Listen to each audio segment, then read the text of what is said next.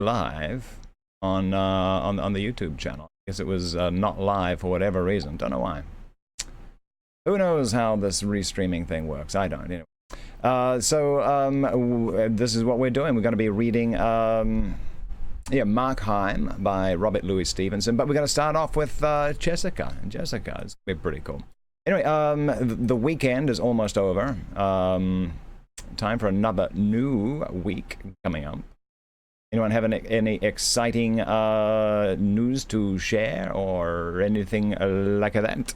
Before we jump on in, I know the Shadow fan, they've been working hard at getting their backyard into shape there. May as well take advantage of the stay-at-home thing there and do a little home improvement. That's what I'm doing.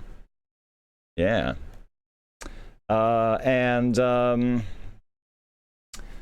Let's see. Okay, nothing exciting happening up Lady Death's neck of the woods. All right, okay.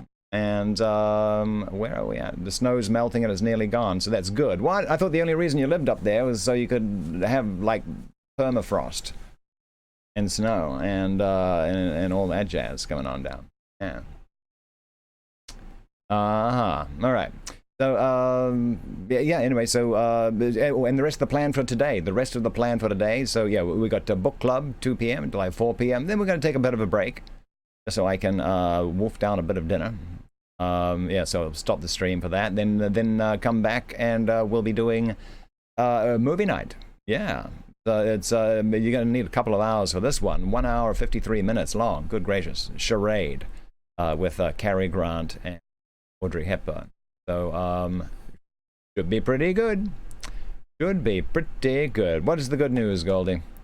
What is the good news? Let me just link this film for people who are interested in one. Yeah, let's paste that. Paste that. This one right there. That's the film right there. It even talks a little bit about how it fell into the public domain, even though it's from 1963. You got great grades in your personal business and finance exam. Well, that's awesome. That's awesome. And I imagine all of those are being done remotely as well there. So, yeah, it's kind of weird the way college and schools have adapted pretty fast. Well, they had to. Real fast. It's going to be very interesting to see how it changes going forward. Yeah. Anyway, cool. So are you graduating yet? Or is that just part way through the college program? Or what's that all about, Goldie?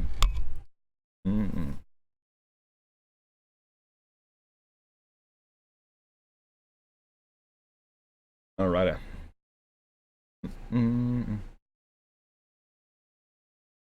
I don't know. We shall see. Okay. And you said it a while ago. You just got the results back? Wow. Okay. It took them a while to do that. You're part way through it. Part way through. All right. Just, with a little bit to go. Yeah. Just got to keep focused on that. Or you'll do well. Let's see. What else? We have.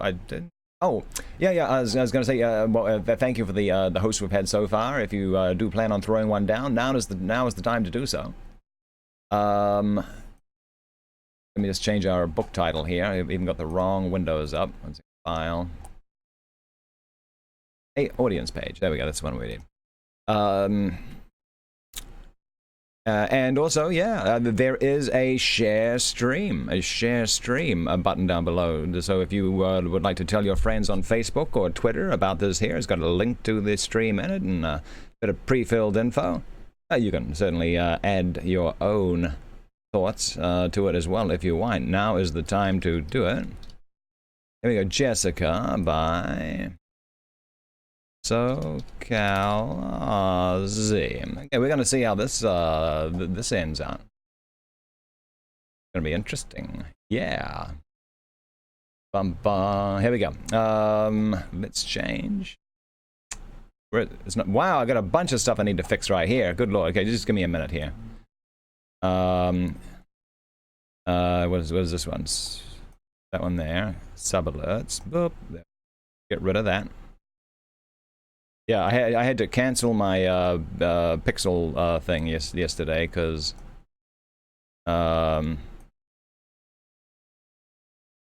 it was constantly broken.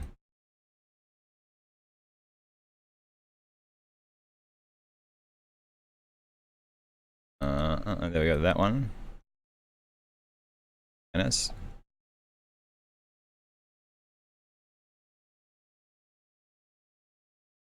That was that one there. Little by little, we're getting it looking back to normal. There we go. There, all the errors today. Yeah, well, yeah, and instead of having a couple of them every day, it was boy, yeah, I feel bad for the dude. I mean, the dude's smart and he put together a good service. It's just not working, and probably because it just it's been so popular. I think is the might be the reason. Yeah,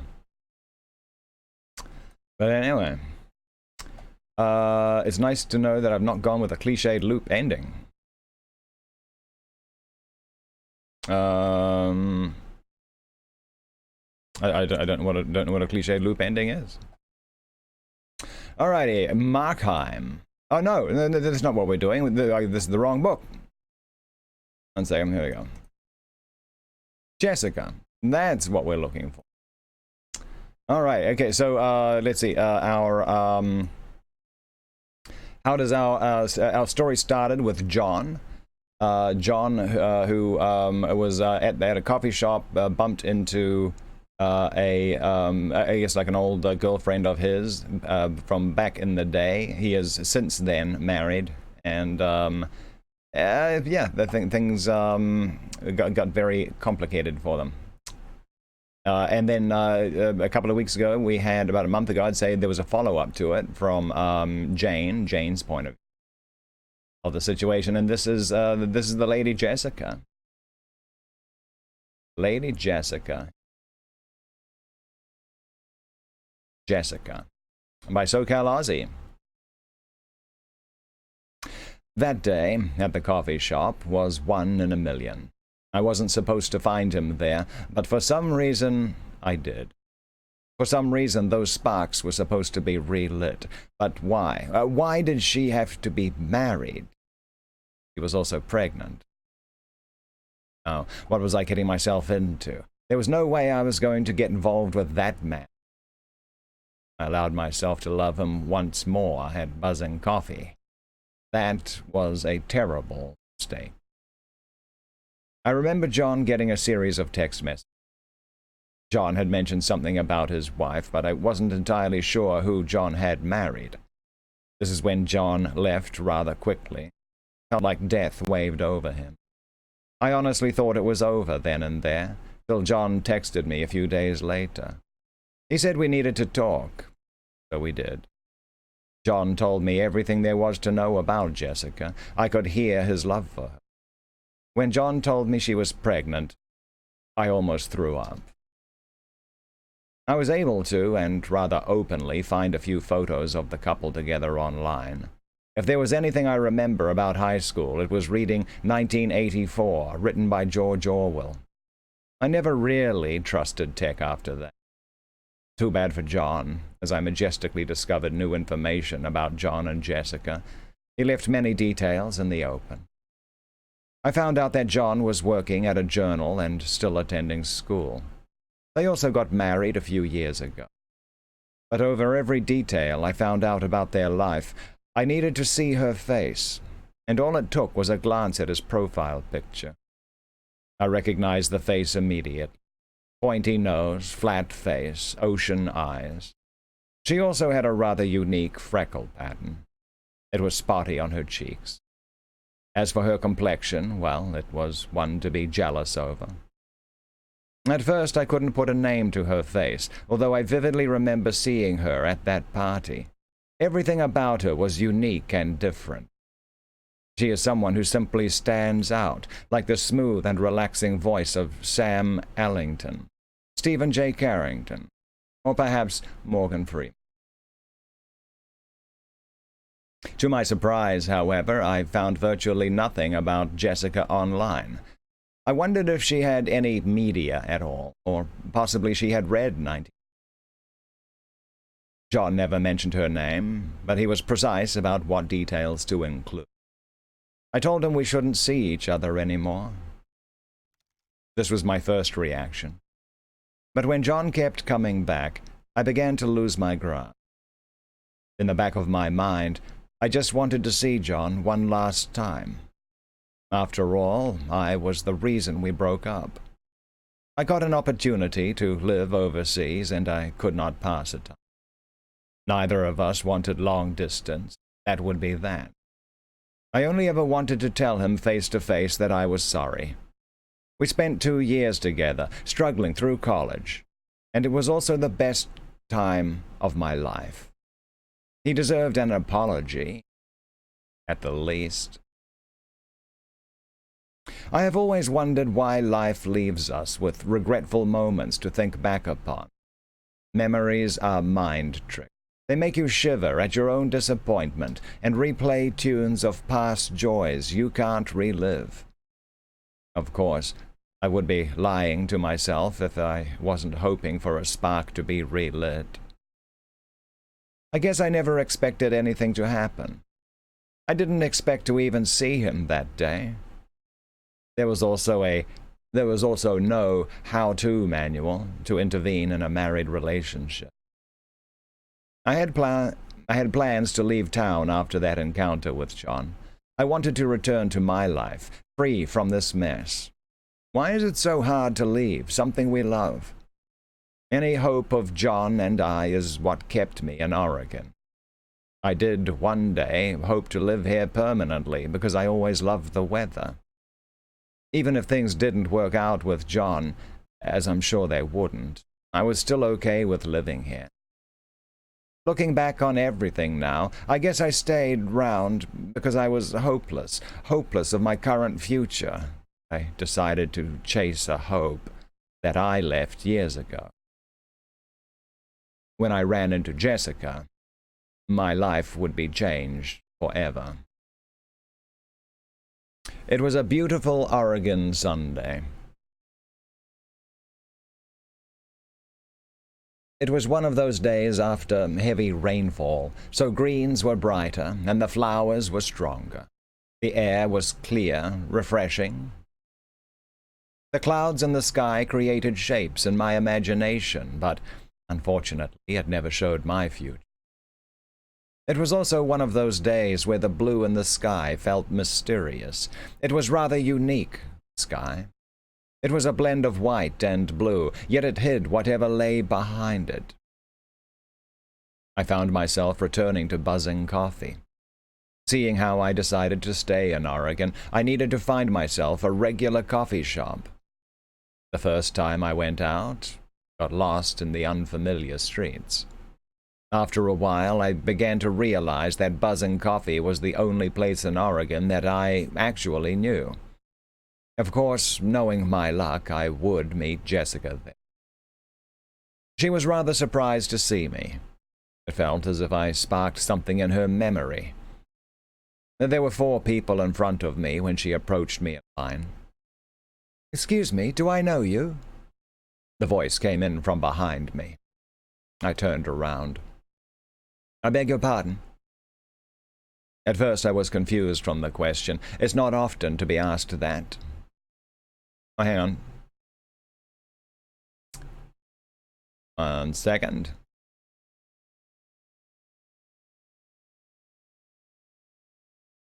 Oh, yeah. No, you're Jane. Shouldn't I say you're Jessica? That's it. You're screwing my life up. 1 second here, SoCal. I need a little clarification. Oh, hang on.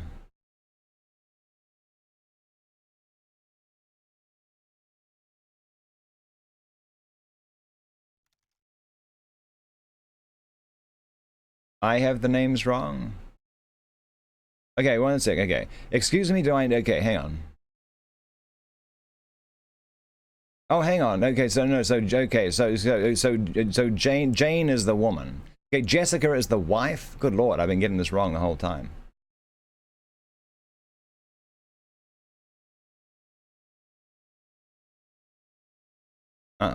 Just waiting for some clarification here. Jane is right. Okay, look. Okay, Jane is writing this about Jessica. Right. Who is the wife? Because all of a sudden I'm just a little confused. Jessica is the wife. Okay. And Jane is the other girl. Jessica is the wife. Okay, so this is Jane. Jane, the other woman, is narrating. Yeah, Jane, the other woman, is narrating. Then, so, okay, so then Jessica. Okay, so Jessica says, "Excuse me, do I know you?" The voice came in from behind. I turned round. Then Jane says, "I beg your pardon." Yeah, okay, at first I was confused from the question. It's not often to be asked that. "You're Jane. That's it. You're screwing my life up." It was at this moment I knew I would never do anything to upset a pregnant woman again. Her face intensified, cheeks burned, arms ready. For what happened next, I had not expected. Jessica began to cry. It was the most painful breakdown I have ever seen. Her emotions, her memories before, were just playing mind tricks. We both knew that we were not mad at each other. It was him. A few of Jessica's friends came over to settle her down. Apparently she was out with friends. Two skinny gals grabbed one arm each and walked her to the corner of the coffee shop, and she did not settle down. As I was walking out of the coffee shop, one of her friends flagged me down at the door and handed me a business card with a phone number on it. Julia, I later learned, said to call Jessica in a few days. We needed to talk about approaching John. When I called her a few days later, she suggested I picked her up and we could surprise John at their place. I just wanted everything to end, and I wanted to scream. I could not imagine how uncomfortable all three of us would be. John had two women. Jane was emotionally pregnant, and I was right next to the disgusting garbage on the floor, just inches from the inside of the dumpster. Boy, oh boy, oh boy. Is the Oregon on the front page? Okay, yes, okay. So SoCal Ozzie is going to be getting a lot of judging going on right here.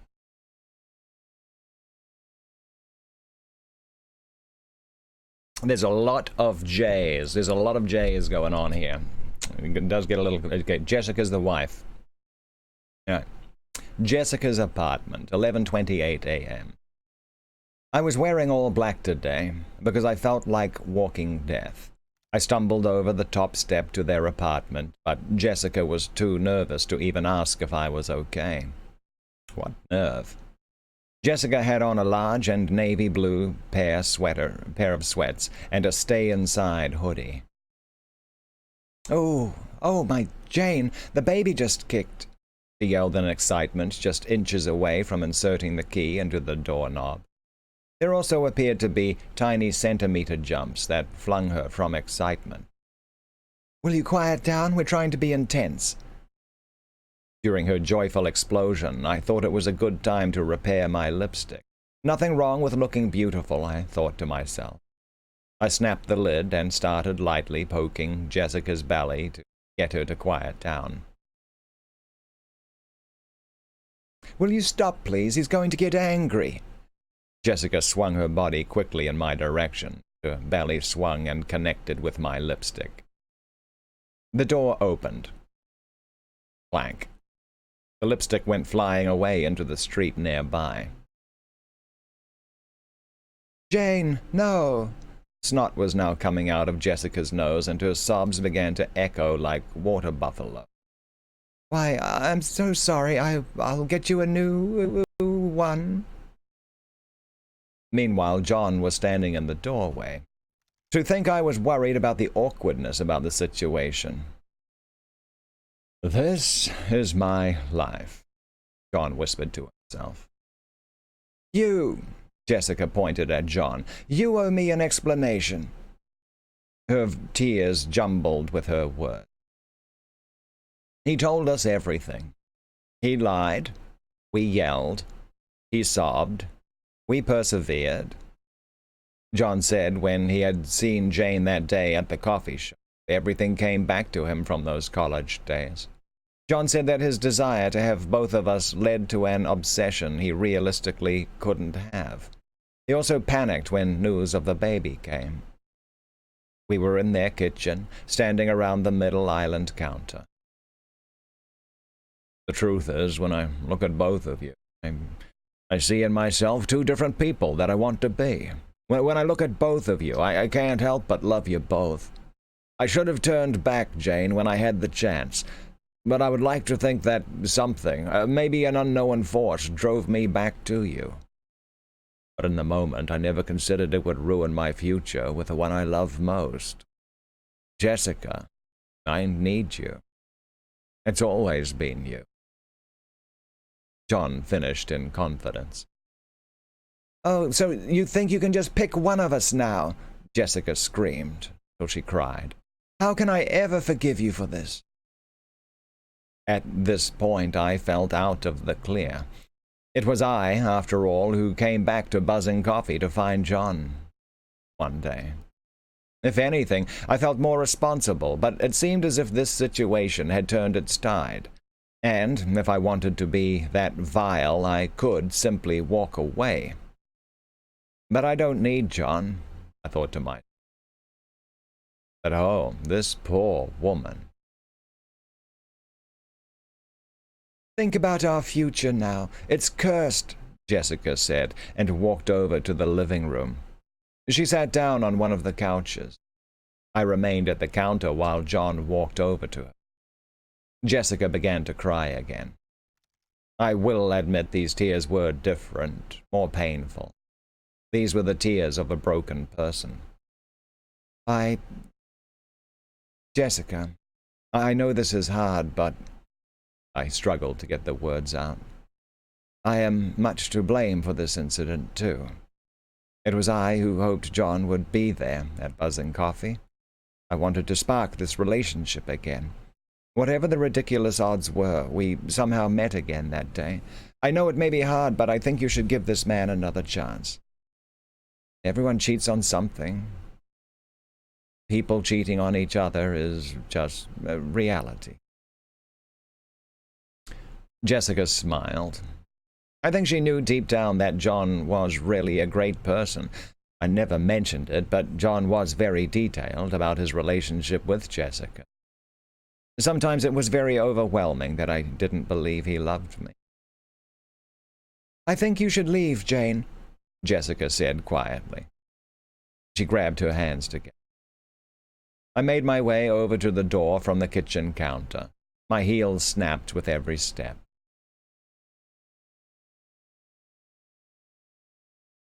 "If it makes any difference to you, before I leave, John and I always struck out. It didn't seem like John could muster enough courage." I proceeded to close the door behind me. I found my shades in my purse, along with my car keys. I went back to the door and pressed my ear to it. There was a long silence, and what I could hear sounded like a mumbled question from John. "Will you take me back?" Boom. 911, what's your emergency? Who is this? I don't know who. Okay, so but both of these are random passers-by, maybe. I don't know. 911, what's your emergency? Well, that's the emergency line. Yes, hello. I'm on Brussels and Lancaster. There's been a terrible car accident. Please call for help or do something. Just get here fast. Moments later, reds and blues filled the many pupils on a chaotic Oregon night. The man who crashed was no other than Jason T. McPherson, better known as the owner of Buzzing Coffee. Jason was on his way home from work after he was hit dead on by a speeding motorcyclist. Apparently, the driver of the motorcycle hit an object in the middle of the street, which caused the driver to swerve rapidly into Jason's car. Both drivers were killed on impact. The item the driver hit was never found. However, on the front tire of the bike, the police found an unusual red substance. A few weeks later, John got word from Jason's wife, Jenny, that Jason gave John and Jessica 49% of Buzzing Coffee. Naturally, John and Jessica were reunited as they wanted to keep the store open in honor of Jason. All was forgotten. 1 month later, and 6 pounds 4 ounces less, Jessica gave birth to their lovely son, Justin. All seemed well for this new family. John and Jessica began to establish their lives for this baby. John also later admitted that he never slept with Jane. Running Buzzing Coffee along with the spirit of Jason seemed to strengthen the J in their journey together. Jane was able to sneak off when the police arrived. She was last heard from in Spain and was never seen again by the new family. Her life from there on became more meaningful because she now wanted to find true love. Jessica would later say that Jane's courage for admitting responsibility was enough to give John another chance. John's book had great success following the birth of Justin. So good that he was offered the opportunity to write a child's book. It will be called The Adventures of Shadow Husky. Barks Away. Justin will grow up to be a valued striker for his high school soccer team. But like father, like son, Justin would later become a video game writer. Most terrible tragedies can be prevented with a little bit of forgiveness. Memories tease and memories persuade, but memories can strengthen reconnection. In the end, John and Jessica realized that this baby was more important than anything else in the world. What could be happier than that? The end. Alrighty, and that concludes... What's that? That concludes the saga of the Jays. So many... Everyone's a J in this book. Justin, we had Justin and Jason and Jessica and Jane and John, and there probably were some other J's in there as well. Very cool. Yeah, so anyway, that was written by SoCal Ozzie. Take a bow, man. Yeah, that was part 3 of 3. Well, I'm glad everything worked out in the end. That's very cool. Well, anyway, thank you for sharing your creative writing with us there, SoCal Ozzie. That's very cool of you. Very cool. That's the guy. Playing Warfare. Oh, Call of Duty Modern Warfare. That's what that. SoCal Ozzie, he's yeah, that's very good. That's really cool. Yeah, no, actually, what you might want to do, I mean, like, you've got 3, like, little short stories there, stick them all together and self-publish it. You know, I mean, I think it, you know, it might need a, have an editor look it over there. You know, put a little bit of, you know, what they consider, you know, the right polish on it there. And you've got 3 short stories to, you know, self-publish as a little novella. I think that could be cool. Yeah. The J strengthened in their relation. Yeah, there were lots of... but it did get a little confusing, keeping track of which J belongs to who after a while. So, yeah. That was cool. That was very cool. Alrighty, and yeah, and if you are a creative writer, I'm just speaking to the addressing people in general, if you are a creative writer, yeah, well, we often read what you want to, you know, if you have something to share with the audience here, I'm always happy to read. Makes for a very interesting times on Short Story Sunday. That's for sure. Very cool. Okay, so what is next? What is next? We might say. How do we follow up on that? I don't know. I don't know if it's possible to follow up a story like that. But we're gonna have to try because we still have we have time. We have some time that we need to. Here we go. By Robert Louis Stevenson. Almost as well. This was written way back when I was a wee lad. You found your squirrel story. Oh, okay, right, yeah, well, yeah, do it, type it up. I think right now people got more time on their hands than they know what to do with. So yeah, if you got like a cool project like that, or yeah, do it, write it up. Okay, it's okay. So we go from SoCal Ozzie to Robert Louis Stevenson. Yeah, this is yeah. I picked up this book is literally just called Short Stories. There was probably some collection that someone slapped together and put up on Amazon. What did I not notice? Did I miss something there? Oh, yeah. No, yeah, the no, I did. Yeah, the Shadow Husky barks away. That was that there.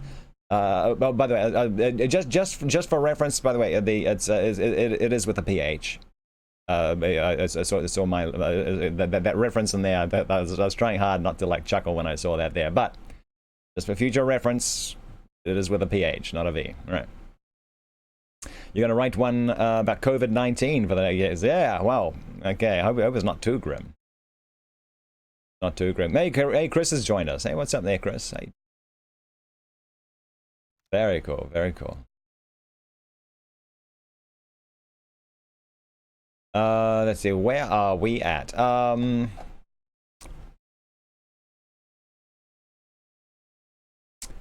see.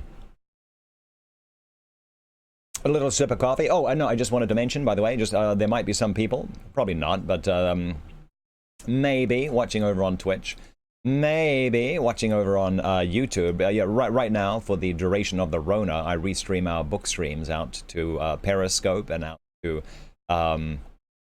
YouTube and Twitch. But our main stream is over here on Mixer.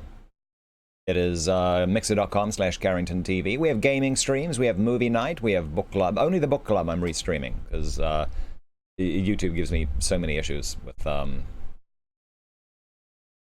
for various reasons. Anyway, but yeah, if you're watching on some of those, come join us over here on Mixer. Or I mean, or stay where you are. That's fine too. Just letting you know, there's more stuff happening over on Mixer than there is on the other restreamed channels. So come join us. And also, if you are watching and you're liking what you're seeing, share the stream. Yeah. If there should be a like share button on it there somewhere, so you can send it out to your Facebook page or your Twitter. Let your friends know about it, because the more the merrier, right? At least I think so. The way. Let me make sure I'm not missing anything in chat. You like to write about mentality and not death and pestilence. Yeah. Oh yeah. It's. I mean, there are a lot of things. There are a lot of different directions you could go with a bit of writing about the Rona. But yeah. There are the easy ways to do it, and the more thoughtful and creative ways of doing it. Let's do it. Next story. This is Markheim by Robert Louis. Yes, said the dealer. Our windfalls are of various kinds. Some customers are ignorant, and then I touch a dividend on my superior knowledge. Some are dishonest. And here he held up the candle so that the light fell strongly on his visit. And in that case, I profit by my virtue. Markheim had but just entered from the daylight streets, and his eyes had not yet grown familiar with the mingled shine and darkness in the shop. At these pointed words, and before the near presence of the flame, he blinked painfully and looked aside. The dealer chuckled. You come to me on Christmas Day, he resumed, when you know that I am alone in my house, put up my shutters, and make a point of refusing business. Well, you will have to pay for that. You will have to pay for my loss of time, when I should be balancing my books. You will have to pay, besides, for a kind of manner that I remark in you today very strongly. I am the essence of discretion, and ask no awkward questions. But when a customer cannot look me in the eye, he has to pay for it. The dealer once more chuckled, and then changing to his usual business voice, though still with a note of irony. You can give, as usual, a clear account of how you came into the possession of the object, he continued. Still your uncle's cabinet? A remarkable collector, sir. And the little, pale, round-shouldered dealer stood almost on tiptoe, looking over the top of his spectacles and nodding his head with every mark of disbelief. Markheim returned his gaze with one of infinite pity and a touch of horror. This time, said he, you are in error. Oh, no, this is Markheim. This time, said he, you are in error. I've not come to sell, but to buy. I have no curios to dispose of. My uncle's cabinet is bare to the wainscot. Even were it still intact, I've done well on the stock exchange, and should more likely add to it than otherwise, and my errand today is simplicity itself. I seek a Christmas present for a lady, he continued, waxing more fluent as he struck into the speech he had prepared. And certainly I owe you every excuse for thus disturbing you upon so small a matter. But the thing was neglected yesterday.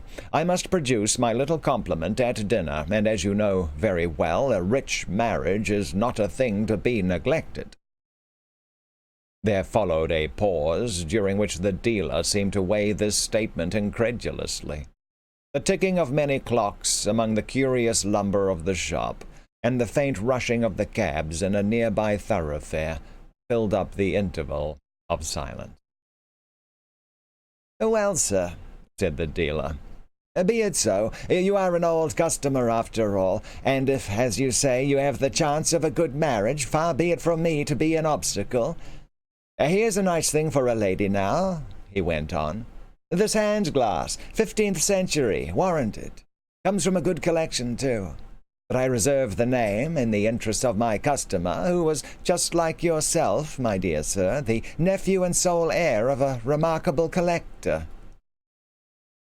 The dealer, while he thus ran on in his dry and biting tone, had stooped to take the object from its place. As he had done so, a shock had passed through Markheim, a start both of hand and foot, a sudden leap of many tumultuous passions to the face. It passed as swiftly as it came, and left no trace beyond a certain trembling of the hand that now received the glass. "A glass," he said hoarsely, and then paused, and repeated it more clearly. "A glass for Christmas? Surely not." "And why not?" cried the dealer. "Why not a glass?" Markheim was looking upon him with an indefinable expression. "You ask me why not?" he said. "Why, look here, look in it, look at yourself. Do you like to see it? No, nor I, nor any man." The little man had jumped back when Markheim had so confronted him with the mirror, but now, perceiving there was nothing worse on hand, he chuckled. "Your future lady, sir, must be pretty hard-favored," said he.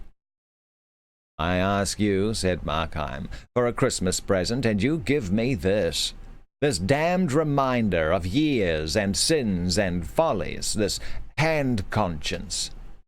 Did you mean it? Had you a thought in your mind?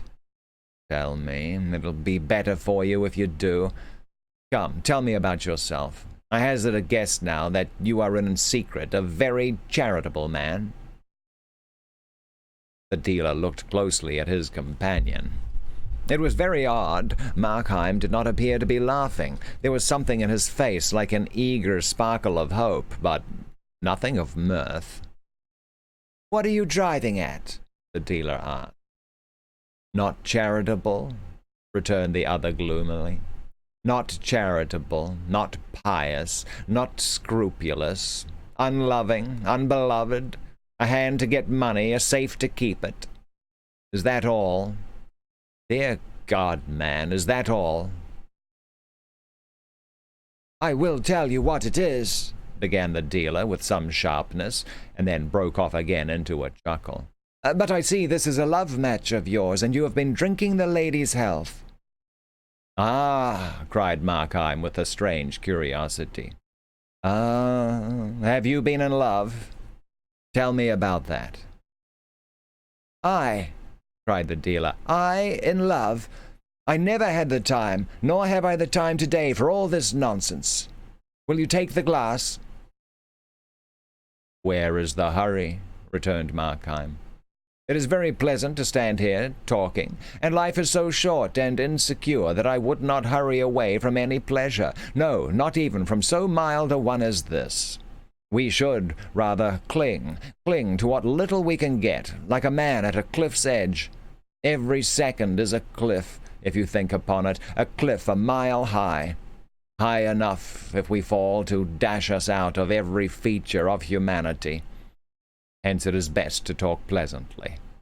Let us talk of each other. Why should we wear this mask? Let us be confidential. Who knows, we might become friends.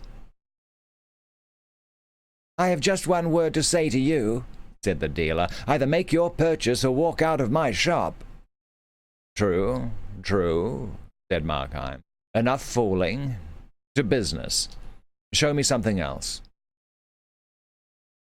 The dealer stooped once more, this time to replace the glass upon the shelf, his thin blonde hair falling over his eyes as he did so. Markheim moved a little nearer, with one hand in the pocket of his greatcoat. He drew himself up and filled his lungs. At the same time, many different emotions were depicted together on his face. Terror, horror, and resolve, fascination, and a physical repulsion, and through a haggard lift of his upper lip, his teeth looked out. This perhaps may suit, observed the dealer, and then as he began to re-arise, Markheim bounded from behind upon his victim. The long, skewer-like dagger flashed and fell. The dealer straggled like a hen, striking his temple on the shelf, and then tumbled on the floor in a heap. Well, that escalated quickly. The time had some score of small voices in that shop, some stately and slow, as was becoming to their great age, others garrulous and hurried. All these told out the seconds in an intricate chorus of tickings. Then the passage of a lad's feet, heavily running on the pavement, broke in upon these smaller voices and startled Markheim into the consciousness of his surroundings. He looked about him awfully. The candle stood on the counter, its flame solemnly wagging in a draught, and by that inconsiderable movement the whole room was filled with noiseless bustle and kept heaving like a sea.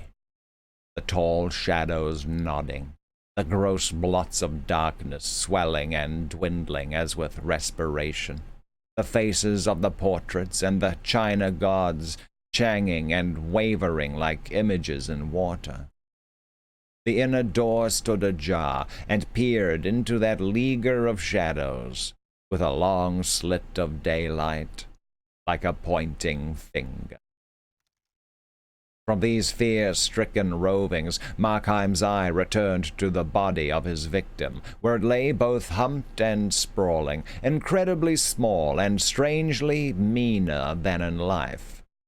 In these poor, miserly clothes, in that ungainly attitude, the dealer lay like so much sawdust.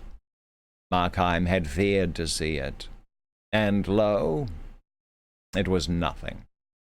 And yet, as he gazed, this bundle of old clothes and pool of blood began to find eloquent voices. There it must lie.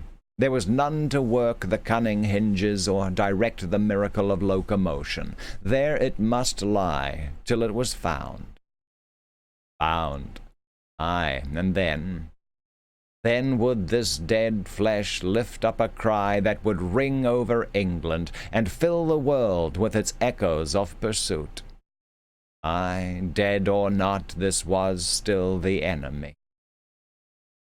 Time was that when the brains were out, he thought, and the first word struck into his mind.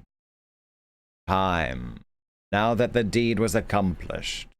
Time, which he had dosed for the victim, had become instant and momentous for the slayer. The thought was yet in his mind, when first one and then another, with every variety of pace and voice, one deep as the bell from a cathedral turret, another ringing on its treble notes the prelude of a waltz. The clocks began to strike the hour of 3 afternoon. The sudden outbreak of so many tongues in that dumb chamber staggered him. He began to bestir himself, going to and fro with the candle, beleaguered by moving shadows, and startled to the soul by chance reflection. In many rich mirrors, some of home designs, some from Venice or Amsterdam, he saw his face repeated and repeated, as if it were an army of spies. His own eyes met and detected him, and the sound of his own steps, lightly as they fell, vexed the surrounding quiet. And still, as he continued to fill his pockets, his mind accused him, with a sickening iteration, of the 1,000 faults of his design. He should have chosen a more quiet hour. He should have prepared an alibi. He should not have used a knife. He should have been more cautious, and only bound and gagged the dealer, and not killed him. He should have been more bold, and killed the servant too. He should have done all things otherwise. Poignant regrets, wary, incessant toiling of the mind, to change what was unchangeable, to plan what was now useless, to be the architect of the irrevocable past. Meanwhile, and behind all this activity, brute terrors like the scurrying of rats in a deserted attic filled the more remote chambers of his brain with riot. The hand of the constable would fall heavy on his shoulder, and his nerves would jerk like a hooked fish. Or he beheld, in galloping defile, the dock, the prison, the gallows, and the black coffin.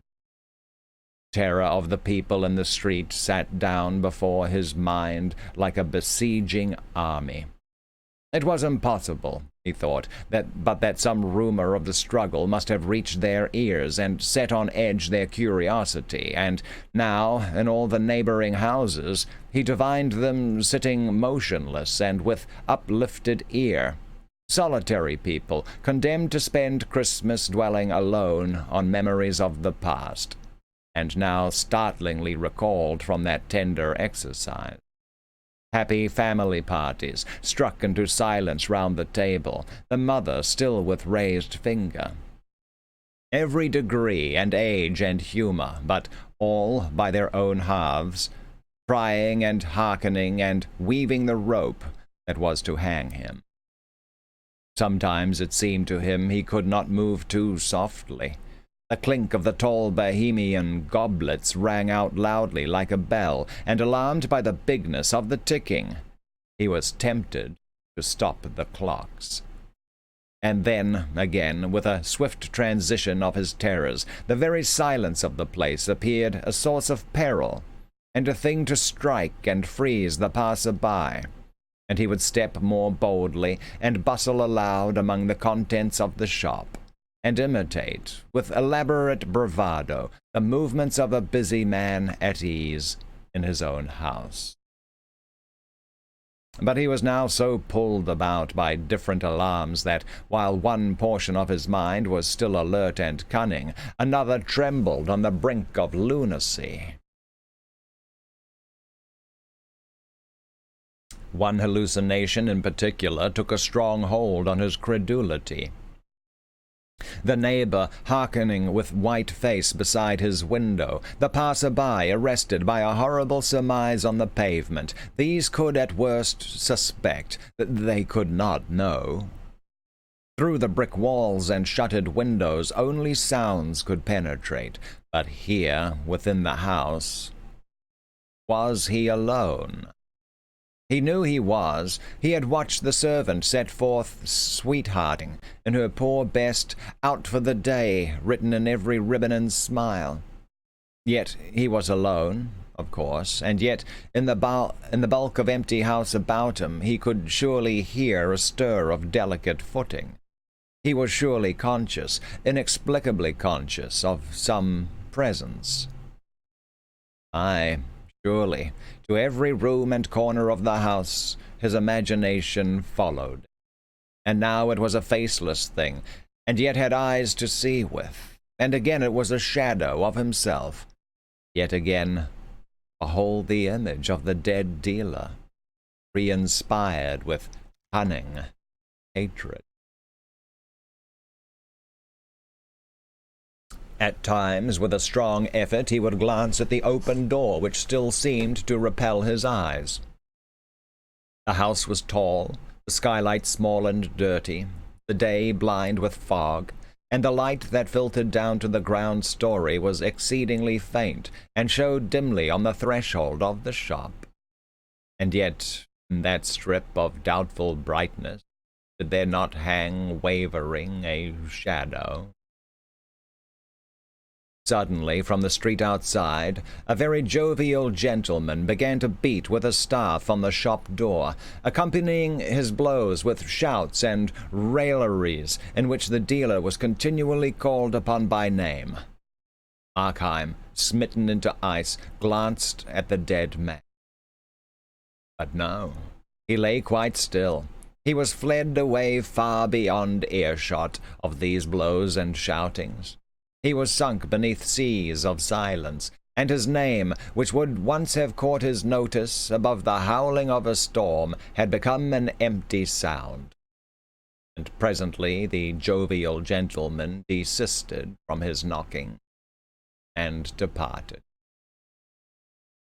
Here was a broad hint to hurry what remained to be done, to get forth from this accusing neighborhood, to plunge into a bath of London multitude, and to reach, on the other side of day, that haven of safety and apparent innocence. Dead. One visitor had come. At any moment another might follow and be more obstinate. To have done the deed and yet not to reap the profit would be too abhorrent of failure. The money, that was now Markheim's concern. And as a means to that, the key. He glanced over his shoulder at the open door, where the shadow was still lingering and shivering, and with no conscious repugnance of the mind, yet with a tremor of the belly, he drew near the body of his victim. The human character had quite departed. Like a suit half stuffed with bran, the limbs lay scattered, the trunk doubled on the floor, and yet the thing repelled him. Although so dingy and inconsiderable to the eye, he feared it might have more significance to the touch. He took the body by the shoulders and turned it on its back.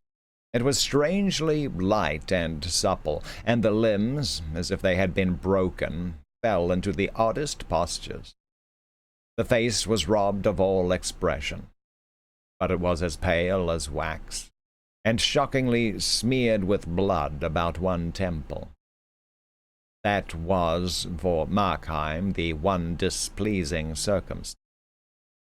It carried him back, upon the instant, to a certain fair day in a fisher's village.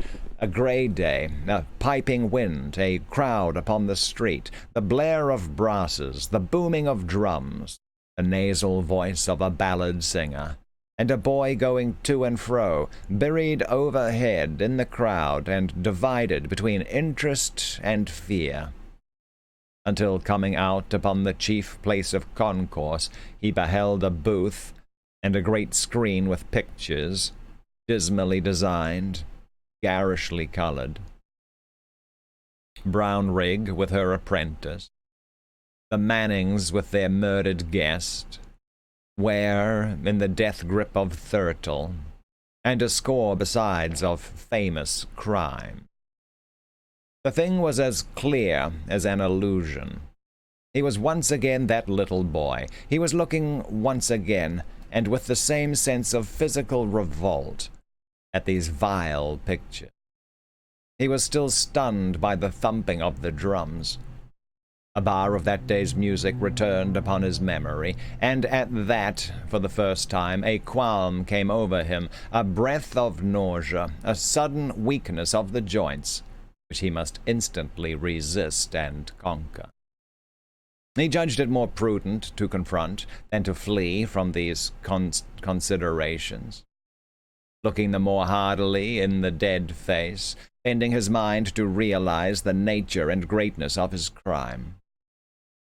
So little a while ago that face had moved with every change of sentiment. That pale mouth had spoken. That body had been all on fire with governable energies. And now, and by his act, that piece of life had been arrested, as the horologist with interjected finger arrests the beating of the clock. So he reasoned in vain. He could rise to no more remorseful consciousness. The same heart which had shuddered before the painted effigies of crime looked on its reality unmoved. At best, he felt a gleam of pity for one who had been endowed in vain with all those faculties that can make the world a garden of enchantment, one who had never lived and who was now dead. But of penitence, no. Not a tremor. With that, shaking himself clear of these considerations, he found the keys and advanced toward the open door of the shop. Outside it had begun to rain smartly, and the sound of the shower upon the roof had banished silence. Like some dripping cavern, the chambers of the house were haunted by an incessant echoing which filled the ear and mingled with the ticking of the clocks. And as Markheim approached the door, he seemed to hear, in answer to his own cautious tread, the steps of another foot withdrawing up the stair. The shadow still palpitated loosely on the threshold. He threw a ton's weight of resolve upon his muscles and drew back the door. The faint, foggy daylight glimmered dimly on the bare floor and stairs. On the bright suit of armor posted, a halbert in hand, upon the landing, and on the dark wood carvings and framed pictures that hung against the yellow panels of the wainscot. So loud was the beating of the rain through all the house that, in Markheim's ears, it began to be distinguished into many different sounds. Footsteps and sighs, the tread of regiments marching in the distance, the chink of money in the counting, and the creaking of doors held stealthily ajar, appeared to mingle with the patter of the drops upon the cupola and the gushing of the water in the pipes. The sense that he was not alone grew upon him to the verge of madness. On every side he was haunted and begirt by presences. He heard them moving in the upper chambers. From the shop he heard the dead man getting to his legs, and as he began with a great effort to mount the stairs, feet fled quietly before him and followed stealthily behind. If he were but death, he thought, how tranquilly he would possess his soul. And then again, and hearkening with ever fresh attention, he blessed himself for that unresting sense which held the outposts and stood a trusty sentinel upon his life. His head turned continually on his neck. His eyes, which seemed to be starting from their orbits, scouted on every side, and on every side were half rewarded as with the tale of something nameless vanishing. The 24 steps to the first floor were 24 agony. What's up there, Earthling? What's up, my man? On that first story, the doors stood ajar, 3 of them, like 3 ambushes, shaking his nerves like the throats of cannon. He could never again, he felt, be sufficiently immured and fortified from men's observing eyes. He longed to be home, girt in by walls, buried among bedclothes, and invisible to all but God. And at that thought he wondered a little, recollecting tales of other murderers and the fear they were said to entertain of heavenly avengers. It was not so, at least, with him. He feared the laws of nature, lest in their callous and immutable procedure they should preserve some damning evidence of his crime. He feared tenfold more, with a slavish, superstitious terror, some scission in the continuity of man's experience, some willful illegality of nature. He played a game of skill, depending on the rules, calculating consequence from cause. And what if nature, as the defeated tyrant overthrew the chessboard, should break the mold of their succession?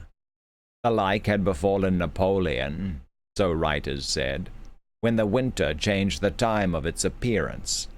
The like might befall Markheim. The solid walls might become transparent and reveal his doings, like those of bees in a glass hive. The stout planks might yield under his foot like quicksands and detain him in their clutch. Aye, and there were soberer accidents that might destroy him. If, for instance, the house should fall and imprison him beside the body of his victim, or the house next door should fly on fire and the firemen invade him from all sides.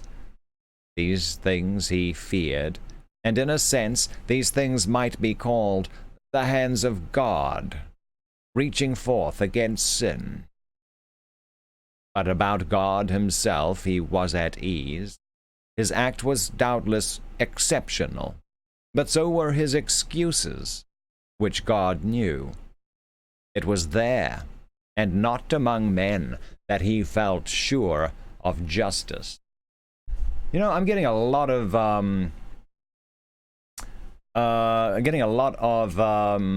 Telltale Heart vibes off of this.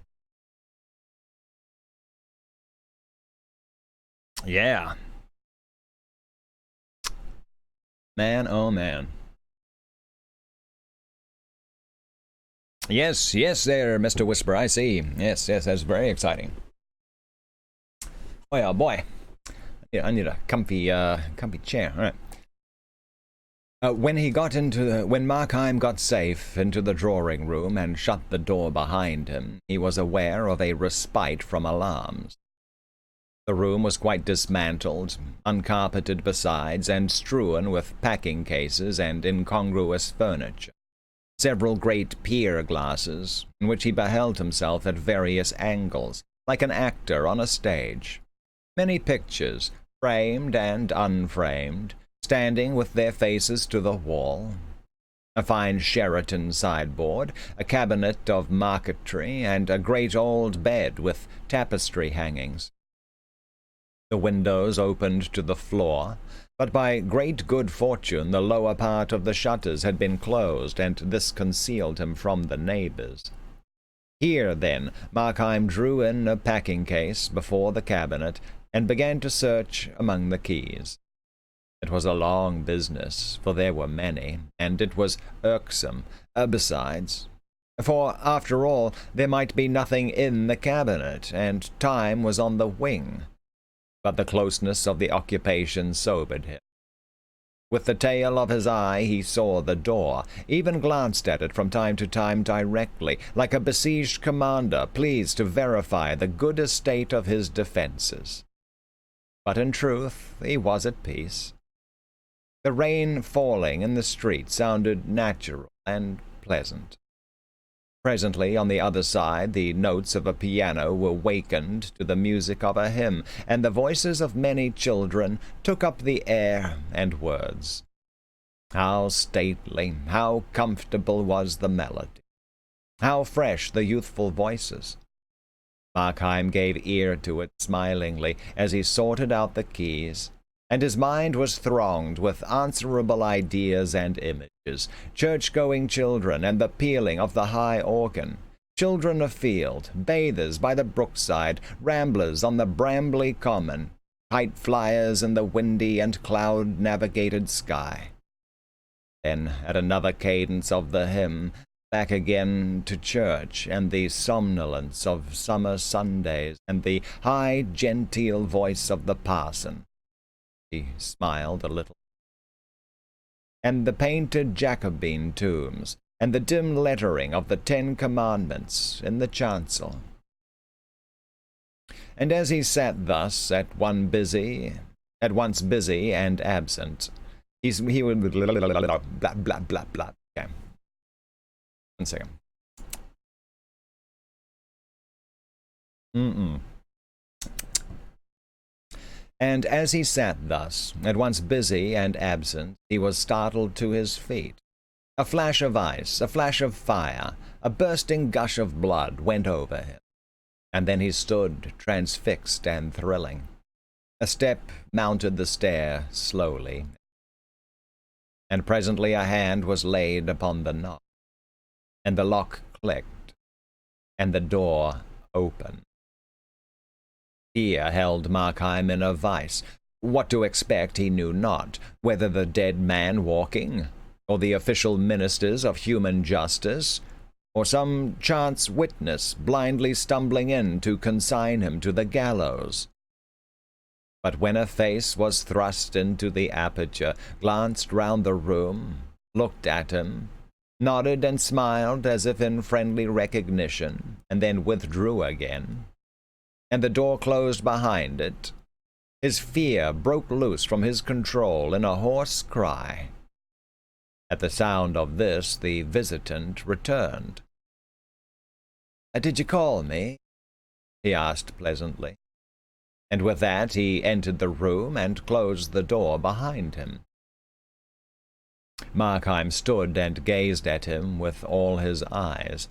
Perhaps there was a film upon his sight, but the outlines of the newcomer seemed to change and waver like those of the idols in the wavering candlelight of the shop. At times he thought he knew him, and at times he thought he bore a likeness to himself, and always, like a lump of living terror, there lay in his bosom the conviction that this thing was not of the earth, and not of God. Up there, Wolfman. And Chris. And yet the creature had a strange air of the commonplace, as he stood looking on Markheim with a smile, and when he added, "You are looking for the money, I believe," it was in the tones of everyday politeness. Markheim made answer. "I should warn you," resumed the other, "that the maid has left her sweetheart earlier than usual and will soon be here. If Mr. Markheim be found in this house, I need not describe to him the consequences." "You know me," cried the murderer. The visitor smiled. "You have long been a favorite of mine," he said, "and I have long observed and often sought to help you." "What are you?" cried Markheim. "The devil." "What I may be," returned the other, "cannot affect the service I propose to render you." "It can," cried Markheim. "It does. Be helped by you? No, never. Not by you. You do not know me yet. Thank God you do not know me." "Oh, I know you," replied the visitant, with a sort of kind severity, or rather firmness. "I know you to the soul." "Know me?" cried Markheim. "Who can do so? My life is but a travesty and slander on myself. I have lived to belie my nature. All men do. All men are better than this disguise that grows about and stifles them. You see each dragged away by life, like one whom bravos have seized and muffled in a cloak. If they had their own control, if you could see their faces, they would be altogether different. They would shine out for heroes and saints. I am worse than most. Myself is more overlaid. My excuse is known to me and God. But had I the time, I could disclose myself." "To me?" inquired the visitant. "To you before all," returned the murderer. "I supposed you were intelligent. I thought, since you exist, you would prove a reader of the heart, and yet you would propose to judge me by my acts. Think of it. My acts. I was born, and I have lived in a land of giants. Giants have dragged me by the wrists since I was born out of my mother. Giants of circumstance. And you would judge me by my acts. Can you not look within? Can you not understand that evil is hateful to me? Can you not see within me the clear writing of conscience, never blurred by any willful sophistry, although too often disregarded? Can you not read me for a thing that surely must be common as humanity, the unwilling sinner?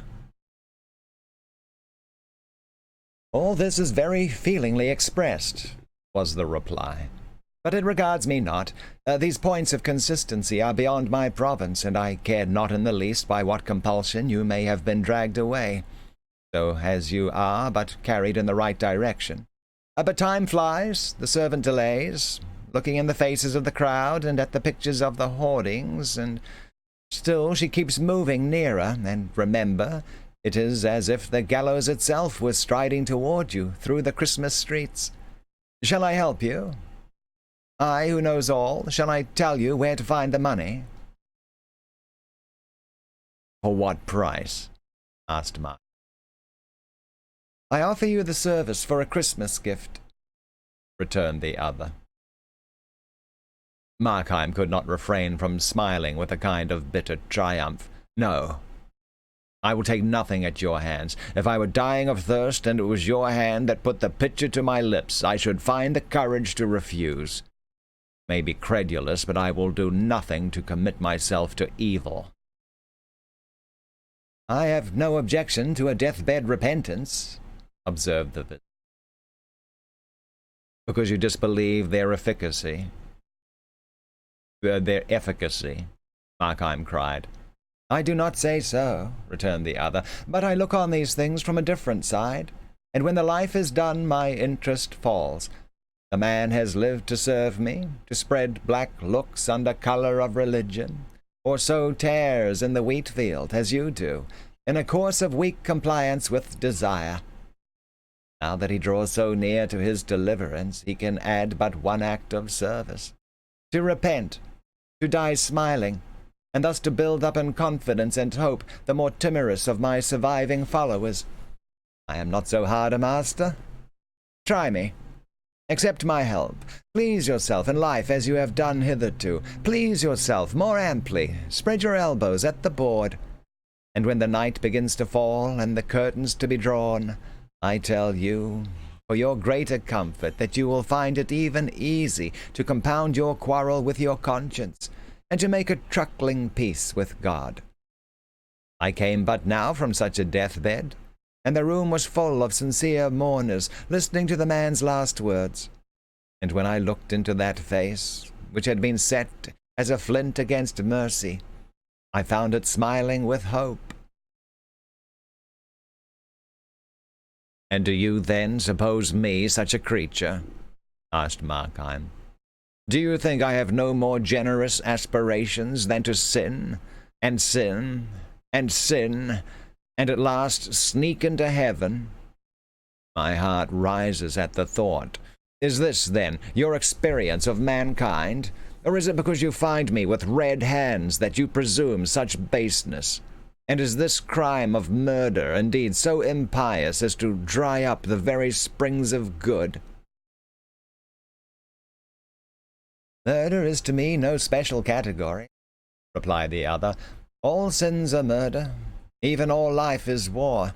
I behold your race, like starving mariners on a raft, plucking crusts out of the hands of famine, and feeding on each other's lives. I follow sins beyond the moment of their acting. I find in all that the last consequence is death. And to my eyes, the pretty maid who thwarts her mother with such taking graces on a question of a ball drips no less visibly with human gore than such a murderer as yourself. Do I say that I follow sins? I follow virtues also. They differ not by the thickness of a nail. They are both scythes for the reaping angel of death. Evil, for which I live, consists not in action, but in character. The bad man is dear to me, not the bad act, whose fruits, if we could follow them far enough, go down the hurtling cataract of the ages, might yet be found more blessed than those of the rarest virtues. And it is not because you have killed the dealer, but because you are Markheim, that I offered to forward your escape? I will lay my heart open to you, answered Markheim. This crime on which you find me is my last. On my way to it, I have learned many lessons. Itself is a lesson, a momentous lesson. Hitherto I have been driven with revolt to what I would not. I was a bondslave to poverty, driven and scourged. There are robust virtues that can stand in these temptations. Mine was not so. I had a thirst of pleasure. But today, and out of this deed, I pluck both warning and riches, both the power and a fresh resolve to be myself. I become in all things a free actor in the world. I begin to see myself, all changed, these hands the agents of good, this heart at peace.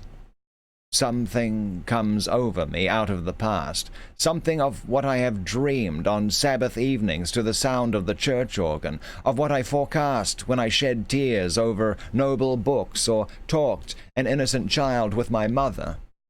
There lies my life.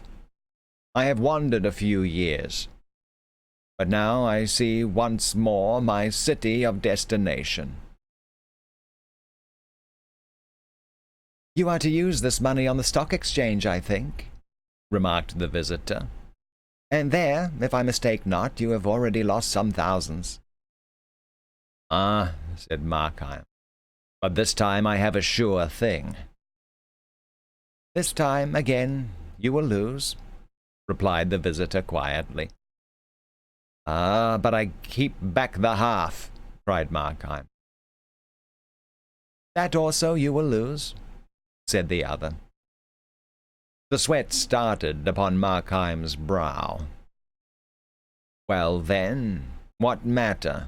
He exclaimed. Say it be lost. Say I am plunged again in poverty. Shall one part of me, and that the worse, continue until the end to override the better?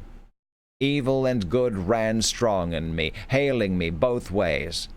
I do not love the one thing, I love all. I can conceive great deeds, renunciations, martyrdoms. And though I be fallen to such a crime as murder, pity is no stranger to my thoughts. I pity the poor. Who knows their trials better than myself? I pity and help them. I prize love. I love honest laughter. There is no good thing nor true thing on earth, but I love it from my heart. And are my vices only to direct my life, and my virtues to lie without effect, like some passive lumber of the mind? Not so. Good, also, is a spring of acts. But the visitant raised his finger. For 36 years that you have been in this world, said he, through many changes of fortune and varieties of humor, I have watched you steadily fall. 15 years ago you would have started at a theft. 3 years back you would have blenched at the name of murder. Is there any crime, is there any cruelty or meanness from which you still recoil? 5 years from now I shall detect you in the fact. Downward, downward lies your way. Nor can anything but death avail to stop you. It is true, Markheim said huskily. I have in some degree complied with evil. But it is so with all. The very saints, in the mere exercise of living, grow less dainty and take on the tone of their surroundings. I will propound to you one simple question, said the other. And as you answer, I shall read to you your moral horoscope. You have grown in many things more lax. Possibly you do right to be so, and at any account it is the same thing with all men. But granting that, are you in any one particular, how trifling, more difficult to please with your own conduct? Or do you go in all things with a looser rein? In any one, repeated Markheim with an anguish of consideration. No, he added with despair. In none. I have gone down in all. Then, said the visitor, content yourself with what you are, for you will never change. and the words of your part on this stage are irrevocably written down." Markheim stood for a long while silent, and indeed it was the visitor who first broke the silence. "That being so," he said, "shall I show you the money?" "And grace," cried Markheim. "Have you not tried it?" returned the other. 2 or 3 years ago, did I not see you on the platform of revival meetings? And was not your voice the loudest in the hymn?" "It is true," said Markheim, "and I see clearly what remains for me by way of duty. I thank you for these lessons from my soul. My eyes are opened, and I behold myself at last for what I am." At this moment, the sharp note of the doorbell rang through the house, and the visitant, as though this were some concerted signal for which he had been waiting, changed at once in his demeanor. The maid!" he cried. "She has returned, as I forewarned you, and there is now before you one more difficult passage. Her master, you must say, is ill. You must let her in, with an assured but rather serious countenance. No smiles, no overacting, and I promise you success. Once the girl within, and the door closed, the same dexterity that has always rid you of the dealer, that has already rid you of the dealer, will relieve you of this last danger in your path. Thenceforward you will have the whole evening, the whole night if needful, to ransack the treasures of the house, and to make good your safety. This is help that comes to you with the mask of danger. Up!" cried. "Up, friend, your life hangs trembling in the scales. Up and act." Markheim steadily regarded his counselor. "If I be condemned to evil acts, there is still one door of freedom open. I can cease from action. If my life be an ill thing, I can lay it down. Though I be, as you say truly, at the beck of every small temptation, I can yet, by one decisive gesture, place myself beyond the reach of all. My love of good is damned to barrenness. It may, and let it be. But I have still my hatred of evil, and from that, to your galling disappointment, you shall see that I can draw both energy and courage." The features of the visitor began to undergo a wonderful and lovely change. They brightened and softened with a tender triumph, and even as they brightened, faded and dislimned. But Markheim did not pause to watch or understand the transformation. He opened the door and went downstairs very slowly, thinking to himself. His past went soberly before him. He beheld it as it was, ugly and strenuous like a dream, random as chance medley, a scene of defeat. Life, as he thus reviewed it, tempted him no longer, but on the farther side he perceived a quiet haven for his bark. He paused in the passage and looked into the shop, where the candle still burned by the dead body. It was strangely silent. Thoughts of the dealer swarmed into his mind as he stood gazing. And then the bell once more broke out into impatient clamor.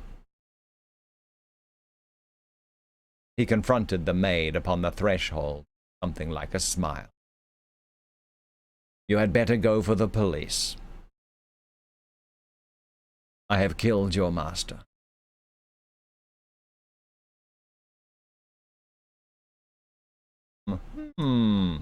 Well, that was interesting. Yeah, no, yeah, that was, yeah. Robert Louis Stevenson, he's got some interesting stories. So, yeah, that's Markheim. Haven't read that one before. Yeah. Kind of, yeah, it was very, it was almost like a Telltale Heart kind of deal, because he's got his, yeah, he's yeah, just haunted by the deeds that he's done, convinced that he's about to be found out.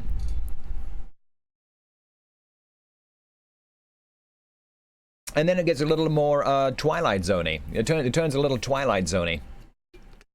The devil appears. So it sounds like the devil didn't win in this one, though.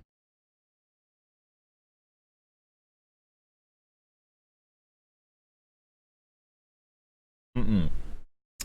Yep, reads that, where we at? That, yeah, Markheim finally accepts responsibility for the things that he's done, turns himself in. Yeah, Twilight Zone was a great TV series there. They keep trying to reboot it every 10 years or so. Yeah. Some of those have been interesting. I really like the reboot they did of The Outer Limits. That was really very good. Man, okay, well, we still have a little time to go. We got time for more stories here. Yeah. Let me just check some messages real fast. Where we at? Ba, ba, ba, ba, ba, ba. Man.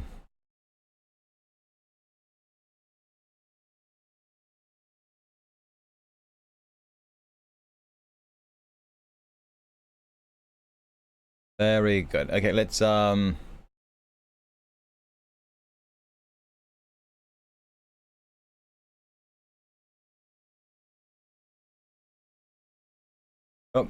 getting think.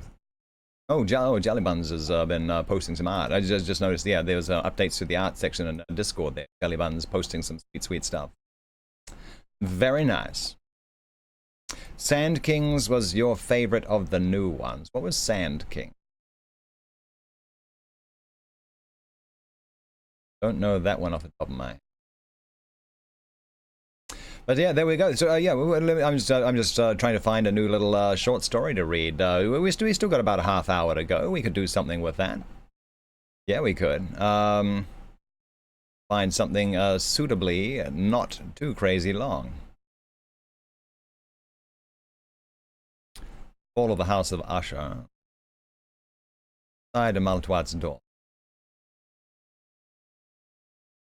Oh yeah, that was a weird one, that one.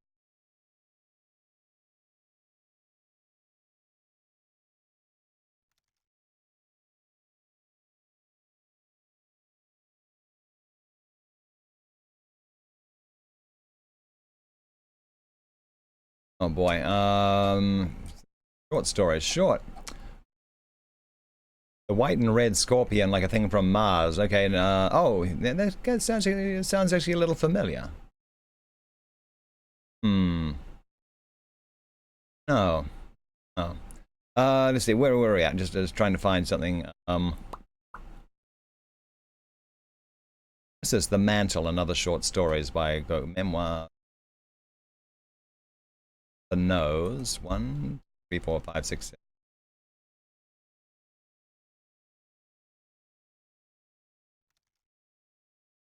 Oh yeah, there's a lot of it. Oh, there's multiple chapters as well. 1, 2, 3, 4, 5, 6, 7, 8, 9.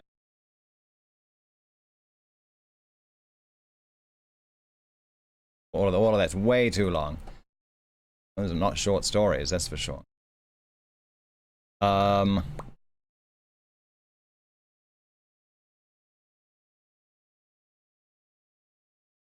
Tales from the Sea? Oh, that's Sea of Thieves. So how did that end up? Republic, She. Those are good books there. H. Rider Haggard. Some. Well, what's that? Analog. That is the Galaxy Science. Have we read the short stories in these? Oh wow, this one doesn't even have any.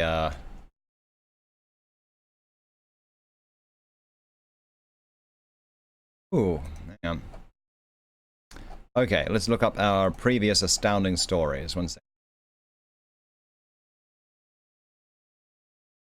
Thief of Time. Oh no, we've read that one. Corpse in the Grating. Read The Creatures of the Light. What's 1, 2, 3, 4, 5, 6, 7, 8, 9, 10, 11, 12, 13, 14.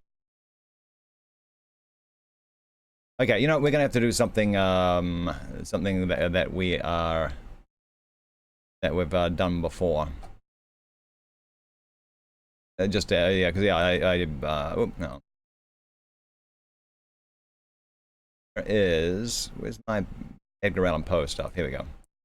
Open that up. Yeah, I was just trying to find something suitably distanced.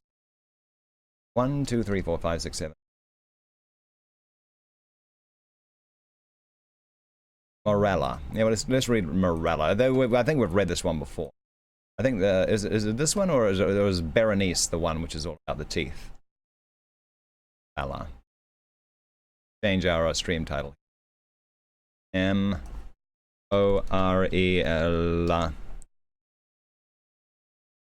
by Edgar Allan Poe. All right. So far, so good. Okay, so we've had 2 great stories so far.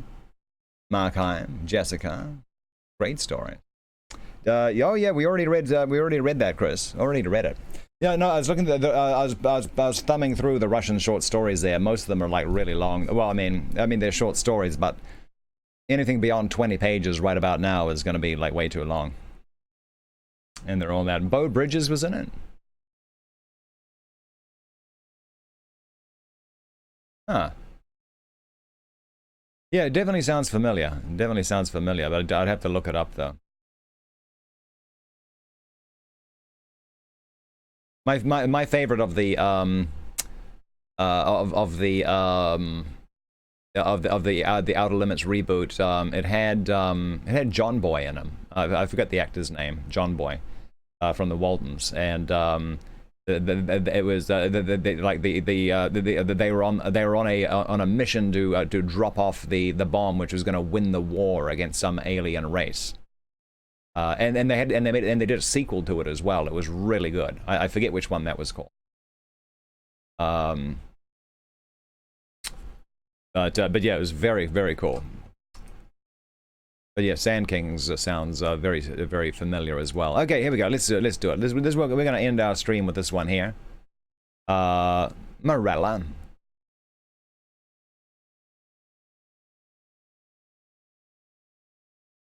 That's weird. I got a little getting all kinds of errors on the YouTube restream. It says the audio stream's current bit rate is 0. This seems kind of weird. Right. Okay, let's do it. Let's read our story. Morella, published in 1835. Definitely in the public domain. Definitely in the public domain. Gremlins with Shatner. Oh, yeah, that was yeah. I think you mean the Twilight Zone one there. Like there was a terror at 30,000 feet. I think it was something like that. He's in the plane and he looks out on the wing and the gremlin comes in. Yeah. 6 p.m. Pacific. 6 p.m. Pacific, 9 p.m. Eastern, which in Britain time would be 2 a.m. 2 a.m. your time.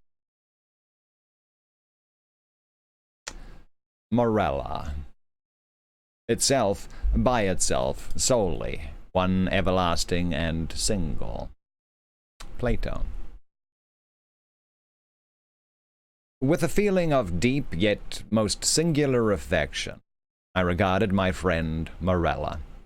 Thrown by accident into her society many years ago, my soul from our first meeting burned with fires it had never before known. But the fires were not of Eros, and bitter and tormenting to my spirit was the gradual conviction that I could in no manner define their unusual meaning or regulate their vague intensity. Yet we met, and fate bound us together at the altar, and I never spoke of passion nor thought of love. She, however, shunned society, and attaching herself to me alone rendered me happy. It is a happiness to wonder. It is a happiness to dream. Morella's erudition was profound. As I hoped to live, her talents were of no common order. Her powers of mind were gigantic. I felt this, and in many matters became her pupil. I soon, however, found that, perhaps on account of her Presburg education, she placed before me a number of those mystical writings which are usually considered the mere dross of the early German literature. These, for what reason I could not imagine, were her favorite and constant study, and that in process of time they became my own. To be attributed to the simple but effectual influence of habit and example. In all this, if I err not, my reason had little to do. My convictions, or I forgot myself, were in no manner acted upon by the ideal, nor was any tincture of the mysticism which I read to be discovered, unless I am greatly mistaken, either in my deeds or in my thoughts. Persuaded of this, I abandoned myself implicitly to the guidance of my wife, and entered with an unflinching heart into the intricacies of her studies. And then, when poring over forbidden pages, I felt a forbidden spirit enkindling within me. Then would Morella place her cold hand upon my own, and rake up from the ashes of a dead philosophy some low singular words, whose strange meaning burned themselves in upon my memory. And then, hour after hour, would I linger by her side, and dwell upon the music of her voice, until at length its melody was tainted with terror, and there fell a shadow upon my soul, and I grew pale, and shuddered inwardly at those two unearthly tones. And thus, joy suddenly faded into horror, and the most beautiful became the most hideous, as Hinnon became Gehenna. It is unnecessary to state the exact character of those disquisitions which, growing out of the volumes I have mentioned, formed, for so long a time, almost the sole conversation of Morella and myself. By the learned in what might be termed the theological morality they will be readily conceived, and by the unlearned they would, at all events, be little understood. The wild pantheism of Fichte, the modified Pelaginedia of the Pythagoreans, and, above all, the doctrines of identity as urged by Schelling, were generally the points of discussion, presenting the most of beauty to the imaginative Morella. That identity, which is termed personal, Mr. Locke, I think, truly defines to consist in the saneness of rational being. And since by person we understand an intelligent essence having reason, and since there is a consciousness which always accompanies thinking, it is this which makes us all to be that which we call ourselves, thereby distinguishing us from other beings that think, and giving us our personal identity. But the principium individuatione, good Lord, individuationis, good Lord, individuationis, individuation, good Lord, you know, I'm going to see if that's actually, hang on, pronounce. Individuation. I don't think I'm even spelling it right. Good Lord, what a terrible word. Individuat. Individuat.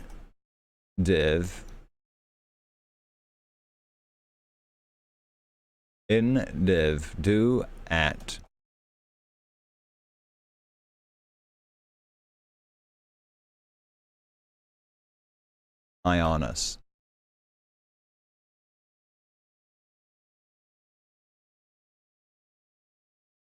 Individuation. Okay. Individuation. That's the closest that we can get. Individuation. Individuation. Individuationist. But the principium individuationis. Man, okay, that's a tongue twister right there. Okay, that took us out of the moment, that's for sure. But the principium individuationis, the notion of that identity which at death is lost or is not lost forever, was to me at all times a consideration of intense interest. Not more from the perplexing and exciting nature of its consequences than from the marked and agitated manner in which Morella mentioned. But indeed, the time had now arrived when the mystery of my wife's manner oppressed me as a spell. I could no longer bear the touch of her wan fingers, nor the low tone of her musical language, nor the lustre of her melancholy eyes. And she knew all this, but did not upbraid. She seemed conscious of my weakness or my folly, and smiling, called it fate. She seemed also conscious of a cause, to me unknown, for the gradual alienation of my regard, but she gave me no hint or token of its nature. Yet was she woman, and pined away daily. In time the crimson spot settled steadily upon the cheek, and the blue veins upon the pale forehead became prominent, and one instant my nature melted into pity. But in next I met the glance of her meaning eyes, and then my soul sickened and became giddy with the giddiness of one who gazes downward into some dreary and unfathomable abyss. It's up there, Wilden. Shall I then say that I longed with an earnest and consuming desire for the moment of Morella's decease? I did. But the fragile spirit clung to its tenement of clay for many days, for many weeks, and irksome months, until my tortured nerves obtained the mastery over my mind, and I grew furious through delay, and with the heart of a fiend cursed the days and the hours and the bitter moments which seemed to lengthen and lengthen as her gentle life declined, like shadows dying of the. But one autumnal evening, when the winds lay still in heaven, Morella called me to her bedside. There was a dim mist over all the earth, and a warm glow upon the waters, and amid the rich October leaves of the forest, a rainbow from the firmament had surely fallen. But there's say light. "It is a day of days," she said as I approached. "A day of all days, either to live or die. It is a fair day for the sons of earth and life. Ah, more fair for the daughters of heaven and death." I kissed her forehead, and she continued. "I am dying, yet shall I live." "Morella." "The days have never been when thou couldst love me, but her whom in life thou didst abhor, in death thou shalt adore." "Morella." "I repeat, I am dying, but within me is a pledge of that affection, how little, which thou didst feel for me, Morella. And when my spirit departs, shall the child live, thy child and mine, Morella's. But thy days shall be days of sorrow, that sorrow which is the most lasting of impressions, as the cypress is the most enduring of trees. For the hours of thy happiness are over, and joy is not gathered twice in a life, as the roses of Paestum twice in a year. Thou shalt no longer then play the Teian with time, but being ignorant of the myrtle and the vine, thou shalt bear about with thee thy shroud on the earth, as do the Mussulmen at Mecca." "Morella," I cried, "Morella, how knowest thou this?" But she turned away her face upon the pillow, and a slight tremor coming over her limbs, she thus died, and I heard her voice no more. Yet, as she had foretold, her child, to which in dying she had given birth, which breathed not until the mother breathed no more, her child, a daughter, lived. And she grew strangely in stature and intellect, and was the perfect resemblance of her who had departed. I loved her with a love more fervent than I had believed it possible to feel for any denizen on earth. But ere long the heaven of this pure affection became darkened, and gloom and horror and grief swept over it in clouds. I said the child grew strangely in stature and intelligence. Strange, indeed, was her rapid increase in bodily size, but terrible, oh, terrible were the tumultuous thoughts which crowded upon me while watching the development of her mental being. Could it be otherwise, when I daily discovered in the conceptions of the child the adult powers and faculties of the woman? When the lessons of experience fell from the lips of infancy? And when the wisdom or the passions of maturity I found hourly gleaming from its full and speculative eye?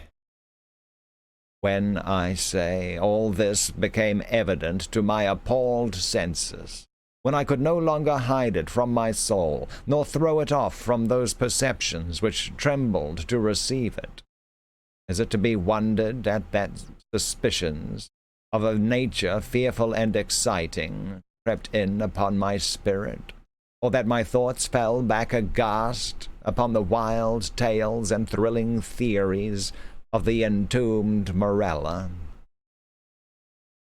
I snatched from the scrutiny of the world a being whom destiny compelled me to adore, and in the rigorous seclusion of my home watched with an agonizing anxiety over all which concerned the beloved. And as years rolled away, and I gazed day after day upon her holy and mild and eloquent face, and pored over her maturing form, day after day did I discover new points of resemblance in the child to her mother, the melancholy and the dead.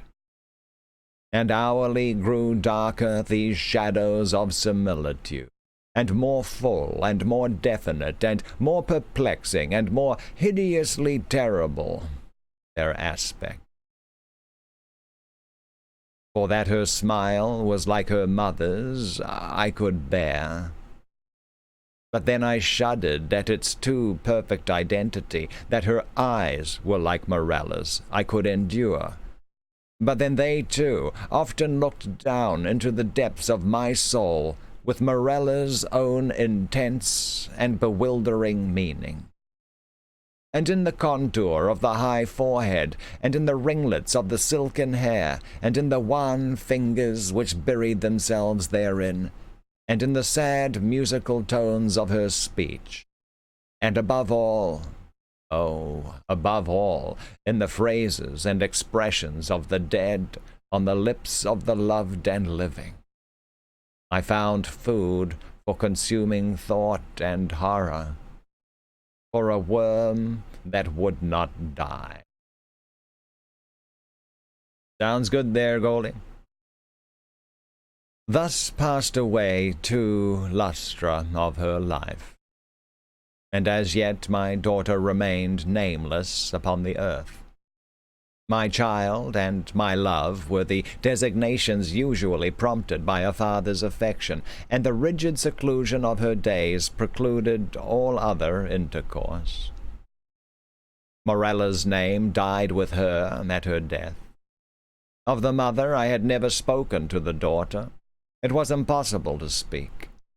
Indeed, during the brief period of her existence, the latter had received no impressions from the outward world, save such as might have been afforded by the narrow limits of her privacy. But at length the ceremony of baptism presented to my mind, in its unnerved and agitated condition, a present deliverance from the terrors of my destiny, and at the baptismal font I hesitated for a name.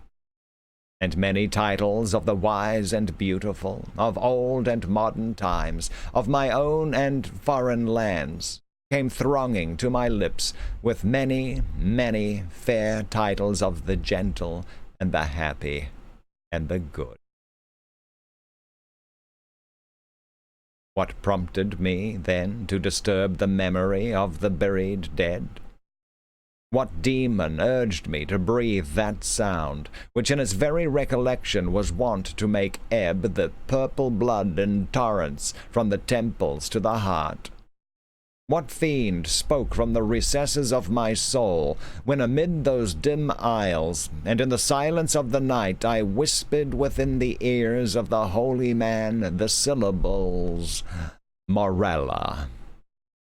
What more than fiend convulsed the features of my child, and overspread them with hues of death, as starting at that scarcely inaudible sound, she turned her glassy eyes from the earth to heaven, and falling prostrate on the black slabs of our ancestral vault, responded, I am here. Distinct, coldly, calmly distinct, fell those few simple sounds within my ear, and thence like molten lead rolled hissingly into my brain.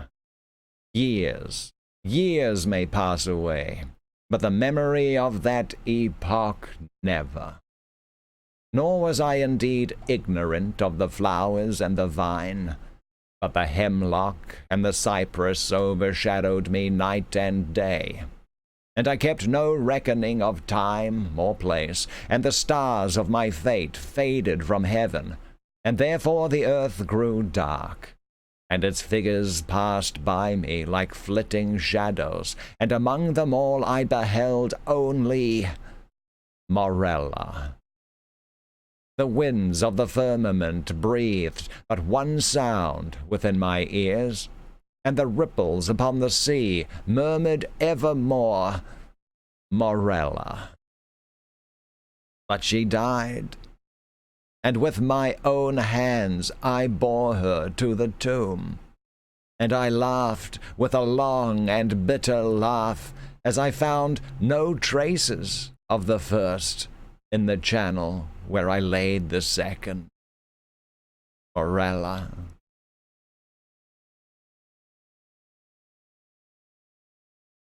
Yeah, all right.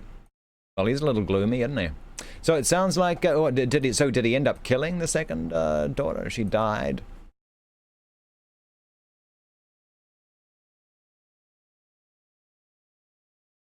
So I guess it's kind of hinted.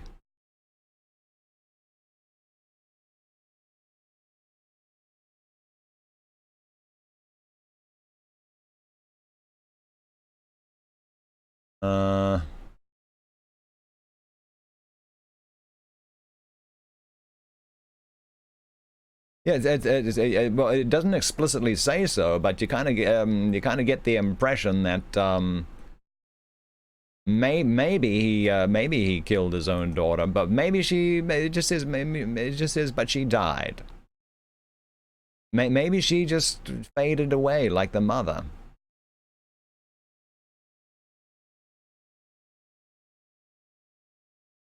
And there are hints of reincarnation as well. Yeah, there's a lot that's left up in the air there. A lot that's left for us to decide what actually went on there. I like that one. Actually, that was very cool. I like that one.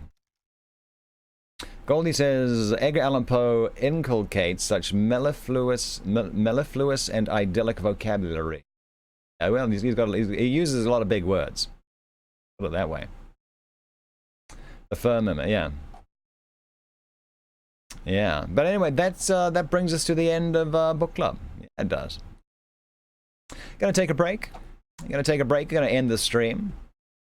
Thank you for tuning in. Thank you once again, SoCal Ozzie, for sharing Jessica, the story you wrote. Yeah.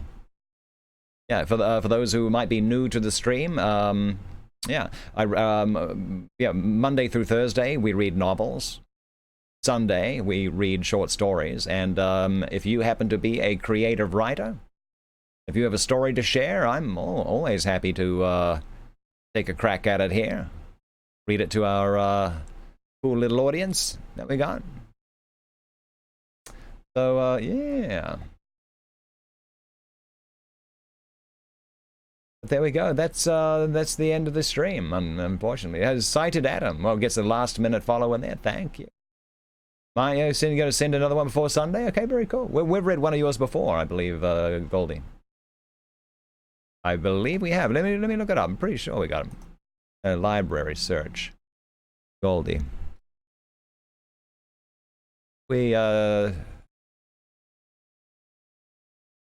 Departure. Yeah, yeah, actually, yeah, it's got it right here, still in my thing here, The Departure. Yeah, that was pretty cool, yeah. Yeah, all right, so yeah, might have another one coming in from, say, Goldie.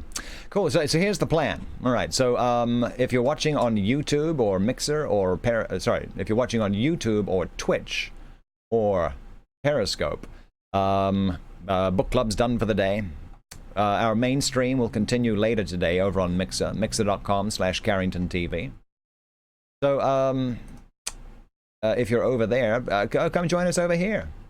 Come join us over here. And let's see, in about 2 hours, actually 1 hour and 56 minutes is movie night starts, movie night. So I'm going to end the stream here. Going to be back in just under 2 hours for movie night. Tonight we're watching Charade. 1963 film with Cary Grant and Audrey Hepburn, and that's going to be a lot of fun, and then I don't know, we'll see what happens after that. It's going to be a ton of fun. Hey, Lady Magritte. Yeah. Boy, oh boy. Yeah. Going to be good. But that's it for now. That is it for now. So we'll see you then. Thank you for the thank you for all the new follows today. That's very. I like those, indeed I do. I'm just taking a quick peek into our channel here. Well, Dead Mouse is streaming a lot these days. Good gracious! All right. Just seeing where we are at that. Okay, but yeah, okay, we'll be back in 1 hour 55 minutes. Thank you, Shadowtronics. Thank you, Lady Death. Thank you, SoCal Ozzie, too, for, yeah, keeping an eye on everyone here so they don't get too wild. Get that mod work in. And thank you, everyone, for spending some time with us. It's very cool. I really do appreciate that. So we'll be back. We'll be back. And